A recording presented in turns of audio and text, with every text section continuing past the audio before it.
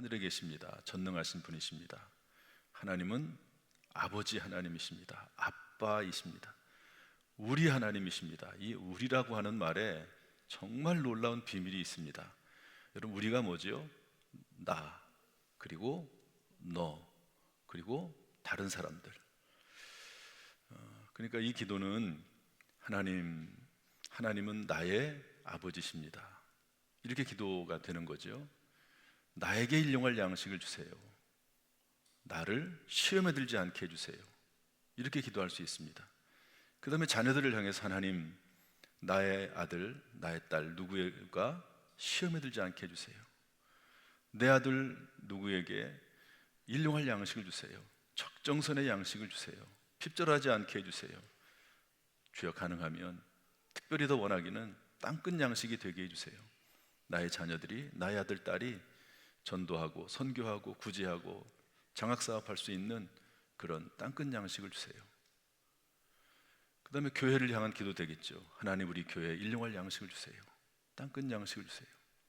우리라고 하는 말 속에 엄청난 기도의 확장성이 있습니다.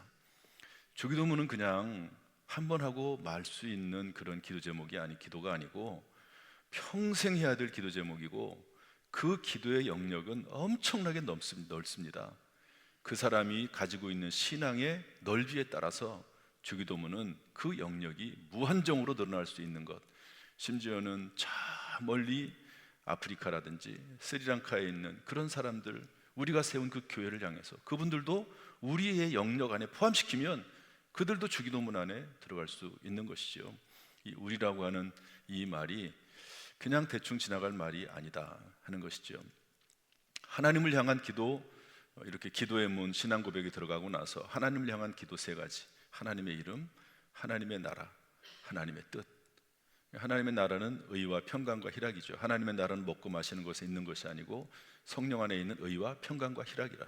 하나님, 저에게 의와 평강과 희락을 주세요. 우리 교회에 의와 평강과 희락을 주세요. 참 놀라운 기도입니다.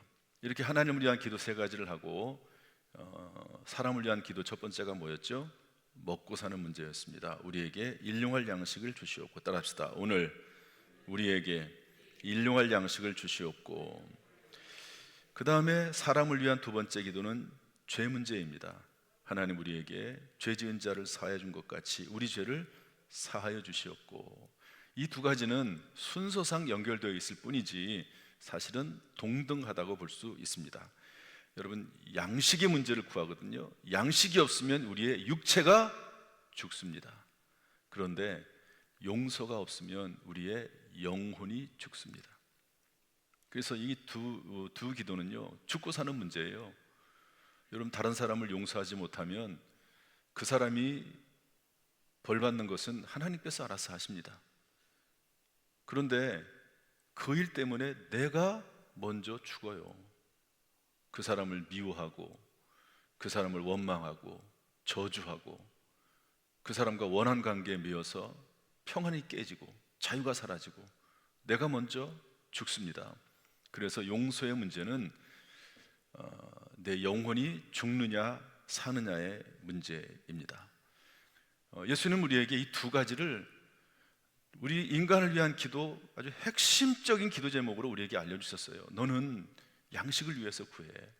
먹고 사는 문제에 하나님이 관심이 많으세요.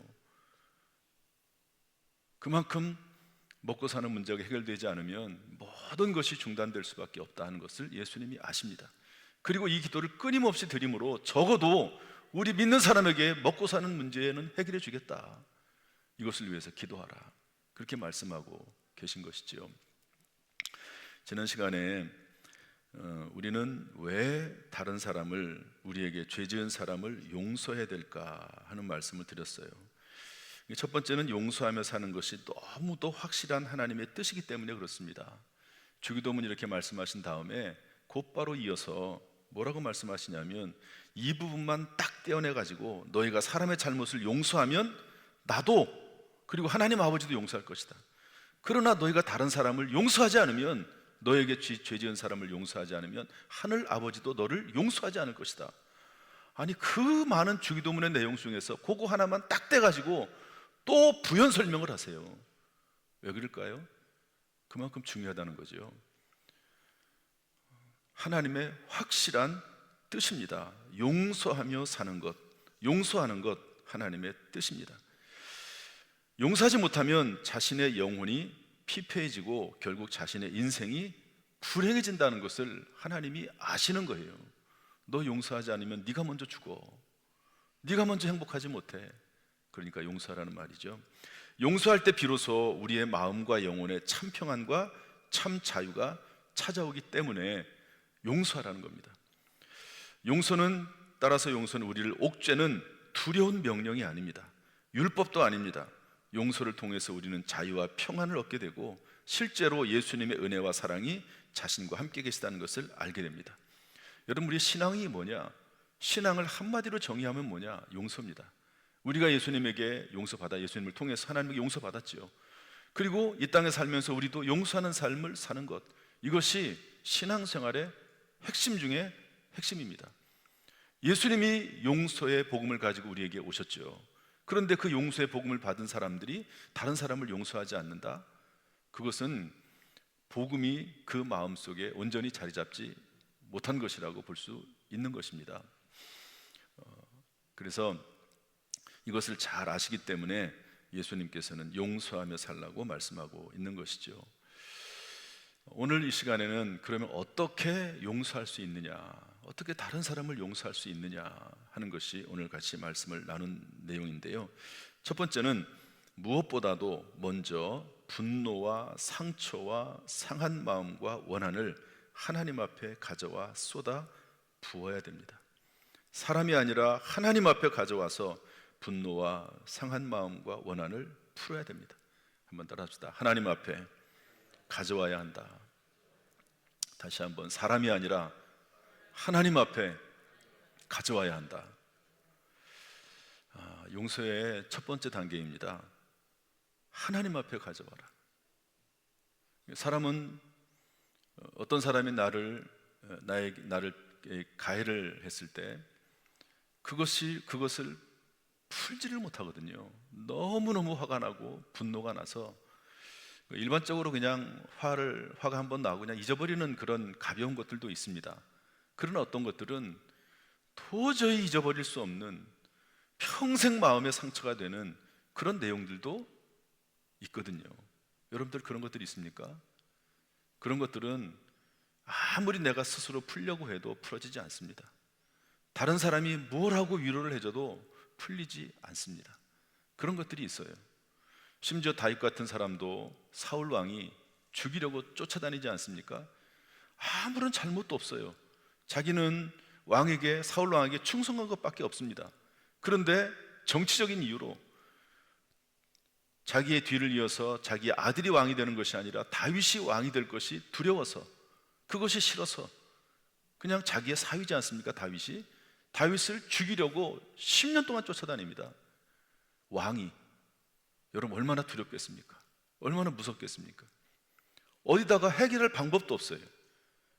그러니까 하나님 앞에 가져와서 하나님 앞에 다 쏟아붓는 거죠. 여러분, 하나님 앞에 쏟아붓지 않으면 병듭니다. 스트레스 때문에 살지를 못하는 거죠. 그래서 저주 기도를 합니다.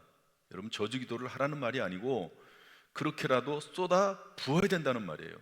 하나님, 저 사울왕의 자녀들 고아가 되게 하시고 그의 아내는 과부가 되게 하시고 빌어먹게 하시고 구걸하려 가도 누가 도와주는 사람이 없게 하시고, 그러면서 그 상한 마음을 다 하나님 앞에 쏟아놓습니다. 여러분, 사람에게 가져가서 여러분 위로받을 수 있지만 여러분 그것이 무슨 유익이 있습니까? 물론 상담이 필요하지요. 상담이 필요합니다. 목회자에게 상담하고 믿음이 좋은 분들에게 상담을 해야 됩니다. 그러나 결국에는 하나님 앞에 가져와서 풀어야지만이 되는 것이지 그것이 사람 앞에서 풀릴 수 있는 성질의 것이 아니다 하는 것도 알아야 되는 거지요. 여러분, 도저히 용서할 수 없는 사람이 있습니까? 그것 때문에 너무 스트레스 받지 말고 하나님 앞에 가져와서 쏟아낼 수 있기를, 다 토로할 수 있기를 주님의 이름으로 축복합니다. 하나님의 은혜가 우리 가운데 임하기를 주님의 이름으로 축복합니다. 두 번째, 어떻게 다른 사람의 죄를 용서할 수 있습니까? 나 자신도 지금까지 수많은 죄를 지으며 살았다는 것을 인정해야 됩니다. 우리는 다른 사람이 나를 해를 끼치면 저 사람만 생각을 해요. 그런데 나도 죄를 지으며 살았고 나도 다른 사람에게 해를 끼치며 살았다는 것을 잊어서는 안 됩니다. 여기에는 예외가 없습니다. 성경에서 현장에서 간음하다 잡혀온 여자가 있습니다. 현장에서 간음하다가요 잡혀왔어요. 그 당시에는 그런 여자는 돌로 쳐서 죽이게 되어 있습니다. 모세율법에 의해서. 물어봐요, 예수님에게. 이 여자를 돌로 쳐서 죽일까요 말까요? 당연히 모세율법에 의해서는 죽여야 되죠. 그런데 예수님은 지금까지 사랑하라고 가르치셨어요. 예수님께서 이렇게도 말씀하지 못하시고 저렇게도 말씀하지 못하십니다. 그때 예수님께서 뭐라고 말씀하시죠? 너희 중에, 한번 따라합시다. 너희 중에 죄 없는 자가 먼저 돌로 치라. 그래, 너희 중에 한번 이 여자가 죄가 있다고 죽이려고 하는데 너희 중에 죄 없는 자가 있으면 한번 돌을 던져봐. 그랬더니 성경에 뭐라고 되어 있는 줄 아십니까? 요한복음 8장 9절에 보니까 그들이 이 말씀을 듣고 양심의 가책을 느껴 어른으로 시작하여 젊은이에 이르기까지. 어른들은 오래 살았죠. 오래 살았다는 게 뭡니까? 죄를 많이 졌다는 거예요. 여러분, 오래 살면 지혜도 생길 수 있지만 오래 살면 죄도 많이 짓습니다. 그러니까 어른으로부터 시작하여 젊은이까지 하나씩 나가고 오직 예수와 그 가운데 섰는 여자만 남았더라. 다 갔어요. 단 한 명도 남지 않았습니다. 여러분, 다른 사람을 정죄하는데 급급하다가 나도 죄인이라는 것을 잊어버리면 안 되는 것이죠. 그러므로 여러분, 다른 사람을 용서할 수 있으려면 나도 죄인이다, 나도 죄를 졌는데, 그것을 잊어버리면 안 돼요. 물론 경중의 차이는 있을 겁니다. 큰 죄가 있고 작은 죄가 있으니까. 그러나 큰 죄든지 작은 죄든지 범죄에는 하나님의 심판이 있는 것이고, 큰 죄든지 작은 죄든지 죄라고 하는 데 있어서는 똑같습니다. 그러므로 다른 사람을 용서하려면 하나님 앞에 가져와 쏟아 부어야 되고, 그리고 나도 죄를 짓는다 하는 것을 잊어버리면 안 됩니다. 세 번째, 우리가 다른 사람을 용서하려면 나 자신도 언제 죄를 지을지 모르는 연약한 존재라는 것을 깨달아야 됩니다. 나 자신도 받으며 살아야 될 연약한 존재라는 것을 알아야 됩니다. 한번 따라합시다. 나 자신도 용서받으며 살아야 될 연약한 존재라는 것을 깨달아야 한다. 여러분들은 앞으로 살면서 죄 안 질 것입니까? 내가 살다가 혹시 그 사람보다 더 악한 죄를 저지를 수 있을지 누가 아십니까? 누가 알겠습니까? 연약한 존재거든요. 죄의 부패성을 타고난 존재입니다. 여러분, 다윗은 어떤 사람입니까? 하나님의 마음에 합한 자라고 인정을 받았습니다. 엄청난 고난을 통해서 훈련받고 성숙한 신앙을 가진 사람입니다. 그런데 왕이 되고 나서요, 어느 날 부하들은 다 전쟁터에 나갔어요. 그런데 자기는 낮잠 잤습니다. 게을러진 거죠. 신앙으로 깨어있지 못한 겁니다. 그러고 나서 밤에 일어나가지고 어슬렁어슬렁 왕궁을 거닐다 보니까 저 밑에서 어떤 여자가 목욕하고 있네요. 그러면 그냥 지나가야죠. 그런데 그 여자를 왕의 힘을 가지고 데려오라고 그래가지고 동침합니다. 이것이 사람의 모습입니다. 그렇게 훌륭하고 거룩했던 다윗도 한순간 죄악에 빠질 수 있는 연약한 존재라는 것을 잊어버리면 안 됩니다. 자꾸 다른 사람, 저 사람은 죽어야 될 사람, 저 사람은 못된 사람, 그렇게만 생각하면 이 기도를 할 수 없죠. 우리가 우리에게 죄 지은 자를 용서한 것처럼 우리 죄를 사해 주십시오. 어떻게 기도가 가능합니까? 이 기도 못하는 거죠. 이 기도 못하면 어떻게 되겠습니까? 내가 저 사람의 죄를 용서한 것처럼 나의 죄를 용서해 주세요 라고 하는 두 번째 단계가 성립이 될 수가 없습니다. 그러므로 여러분, 나도 연약한 존재라는 것을 깨닫고 그 가운데서 다른 사람에게 용서할 그런 마음으로 다가갈 수 있게 되기를 주님의 이름으로 축복합니다. 할렐루야. 네 번째로는요, 나 자신도 하나님께 용서받았기 때문에 지금 이 자리에 앉아서 예배드릴 수 있다는 것을 감사함으로 용서해야 됩니다. 나도 용서받았는데, 나도 용서받아서 이 자리에 있는데, 나도 용서받아서 하나님을 예배할 수 있는데 내가 다른 사람을 용서하지 못할 이유가 뭐가 있는가? 그래서 성경에 뭐라고 되어 있죠? 1만 달란트 빚진 자와 100데나리온 빚진 자 얘기를 하지 않습니까? 1만 달란트 빚진 사람을 용서해 줬어요. 1만 달란트는 10억이 넘는 돈입니다. 그런 돈을 탕감해 줬어요, 왕이. 그런데 길을 가다가 친구 만났는데 100데나리온은 작은 돈입니다. 그런데 그거 용서하지 못해가지고, 탕감해 주지 않아가지고 그 사람을 감옥에 가둡니다. 왕이 그 얘기를 듣고 그 사람을 다시 불러들여요. 그리고 매로 치고 감옥에 가둡니다. 내가 용서받은 게 얼마나 큰데, 내가 용서받아서 구원받은 게 얼마나 큰데 다른 사람의 죄를 용서하지 못합니까? 물론 쉽지는 않을 거예요. 원수 같은 사람을 어떻게 용서합니까? 그러나 내가 받은 용서를 생각하면 다른 사람을 용서할 수 있는 가능성이 열린다 하는 것을 알 수가 있습니다. 그래서 에베소서 4장 32절은 이렇게 말씀하고 있는데요, 한번 다 같이 읽어보겠습니다. 에베소서 4장 32절 시작. 서로 친절하게 하며 불쌍히 여기며 서로 용서하기를 하나님이 그리스도 안에서 너희를 용서하심과 같이 하라. 용서하라 말씀하시면서 하나님이 그리스도 예수 안에서 너희를 용서하지 않았느냐, 그것처럼 용서해라. 여러분, 우리가 어떻게 그리스도 안에서 용서를 받았습니까? 예수님의 십자가 공로로, 그 핏값으로 우리가 구원을 받지 않았습니까? 용서받지 않았습니까? 그러므로 네가 용서받았으니까 다른 사람도 용서하는 것이 마땅하지 않겠느냐라고 성경은 권면하고 있습니다.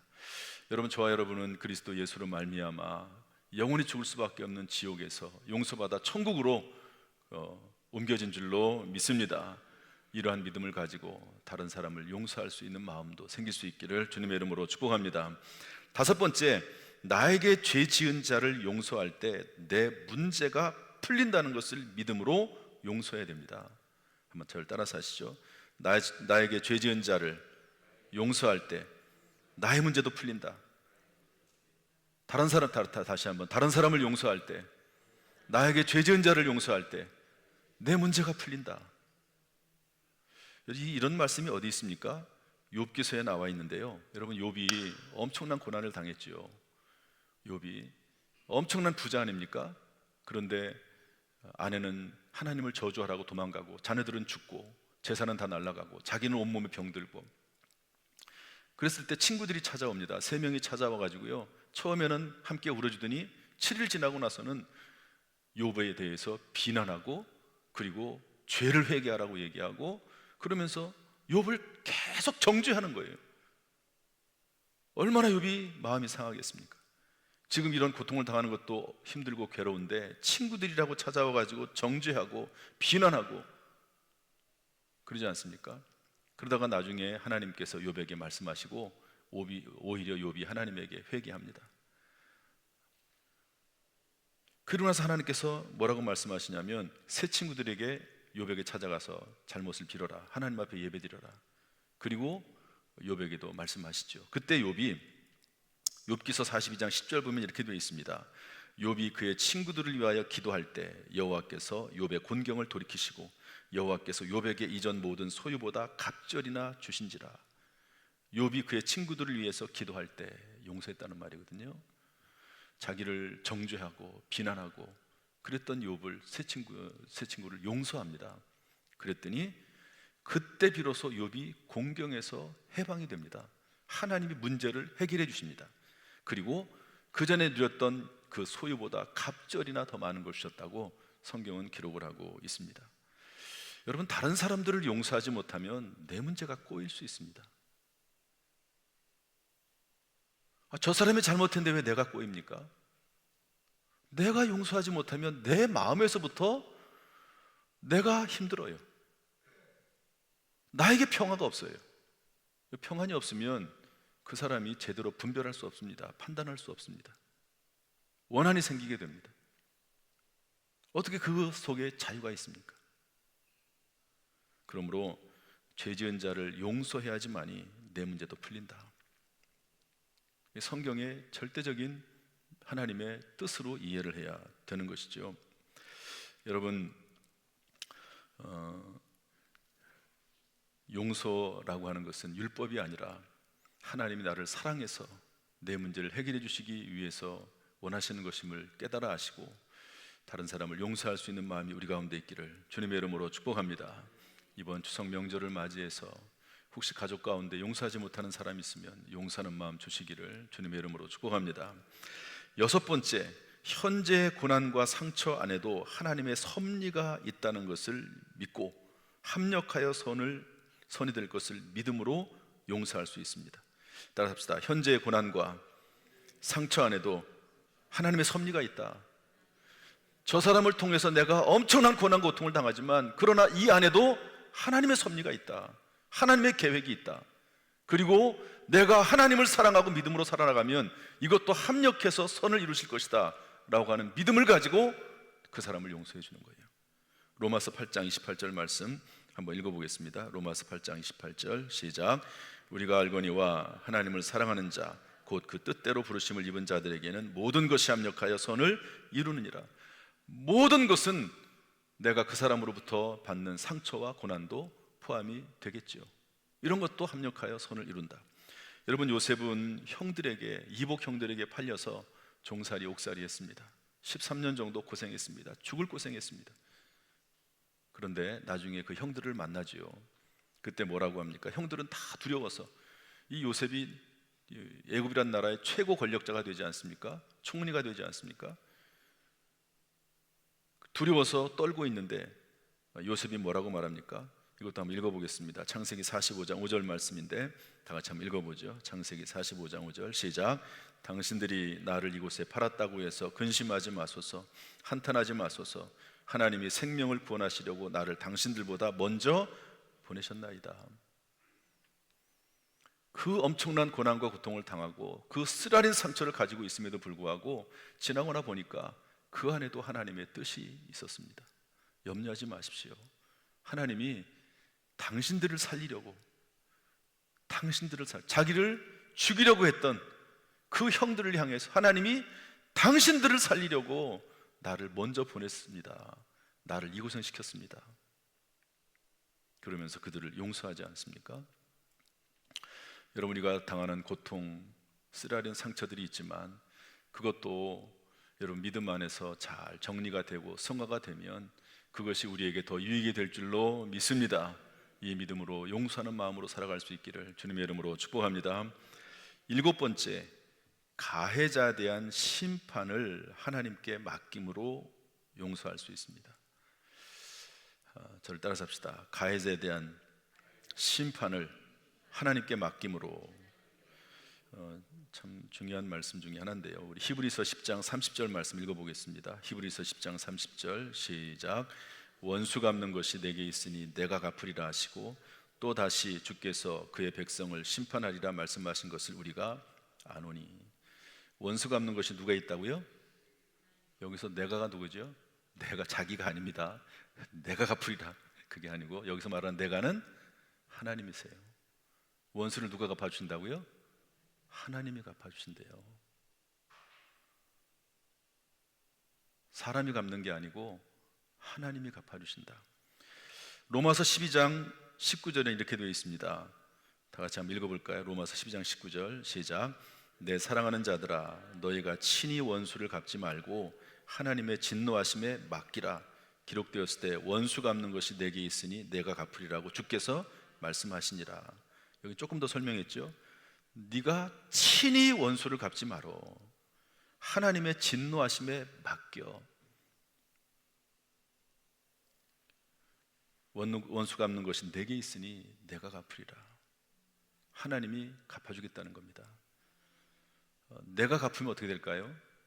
내가 갚으면 그 원한 관계가 계속 이어집니다. 영원토록 이어질 것입니다.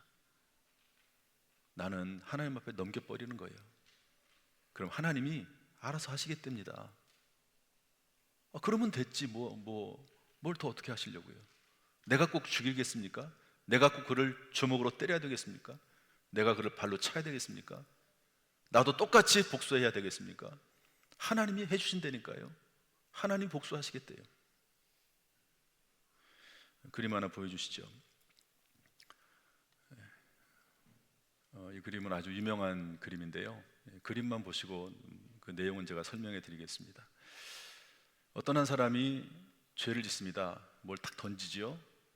그러면 그 순간 그 사람은 범죄하게 되는 거고요. 그 사람은 죄를 범하는데 목에 사슬이 메어지게 됩니다.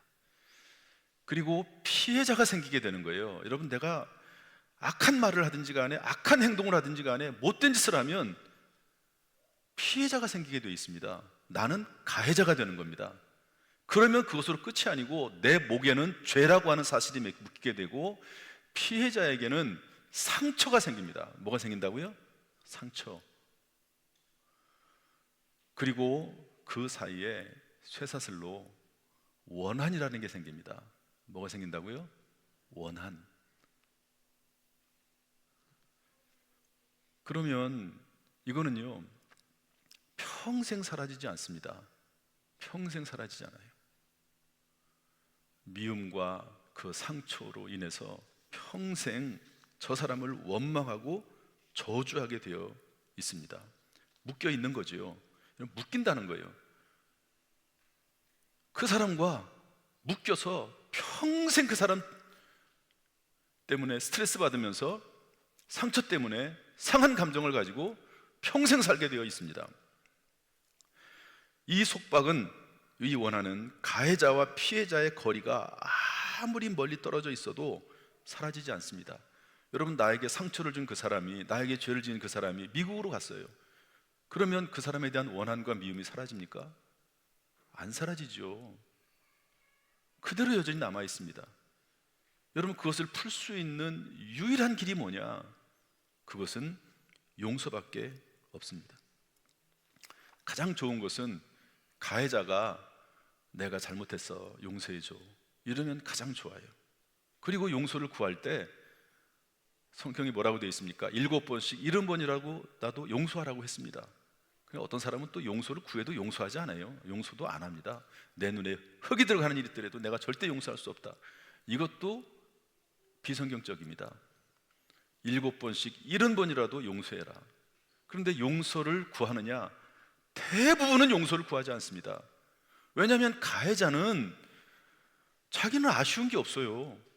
다른 사람을 내가 해코지하고 잘못했어요. 그런데 저 사람이 피해를 보고 저 사람이 문제지, 나는, 가해자는 아무런 손해본 게 없거든요. 그러니까 용서를 구하지 않습니다. 대부분은 용서를 구하지 않습니다. 피해자만 괴로워하고 힘들어하고 그것 때문에 스트레스 받고 죽이고 싶고 그렇게 살게 되어 있는 것이거든요. 따라서 용서, 놀랍게도요, 또는 어쩔 수 없이 피해자가 풀어야지만이, 피해자가 용서를 해야지만이 풀립니다. 넘겨주시죠. 다음 그림으로. 이것이 용서다, 이렇게 되어 있는데, 원하는 가해자를 용서하기로 결심하는 피해자에 의해서만 풀릴 수 있습니다. 물론 가해자는 피해자에게 용서를 구할 수도 있고 구하지 않을 수도 있습니다. 여러분, 용서를 구하지 않지요, 대부분은.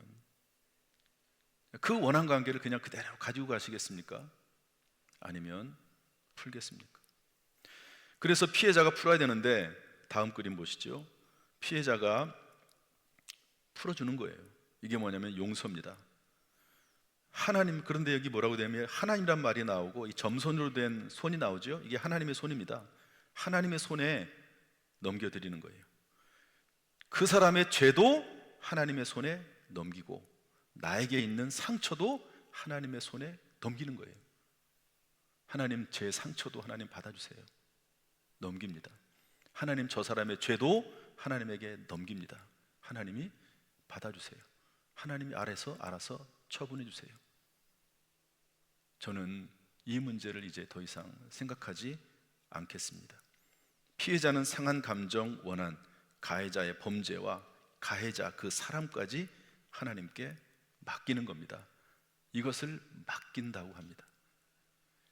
내 상처도 맡기고 가해자도 맡기고 가해자가 지은 죄도 맡기고 그 범죄도 맡기고 원한도 맡기고 그냥 하나님, 이런 것들 다 하나님 앞에 그냥 넘겨버립니다. 하나님이 알아서 해주세요. 내 사랑하는 형제들아, 너희가 친히 원수를 갚지 말고 하나님의 진노하심에 맡기라. 기록되었을 때 원수 갚는 것이 내게 있으니 내가 갚으리라고 주께서 말씀하시니라. 따라서 용서란 심판은 하나님에게 맡기고, 한번 따라합시다. 용서란 심판은 하나님에게 맡기고 나는 자유와 평안을 얻는 것이다. 여러분, 용서는 원통한 게 아닙니다. 용서는 내가 하고 싶은 복수를 하나님에게 넘겨드리고 나는 자유를 얻는 것이 용서입니다. 이것은 하나님이 계시지 않으면 불가능합니다. 따라서 용서는 하나님을 믿는 사람들이 할 수 있는 일입니다. 복수하지 않으면 어떻게 삽니까? 그 원통한 마음을 가지고. 그런데 하나님이 계시니까 하나님이 먼저 말씀하시잖아요. 원수 갚는 것이 내게 있으니 내가 갚으리라. 하나님이 없는 사람들은 그래서 복수하는 거예요. 복수하는 사람들은 하나님이 없는 사람들입니다.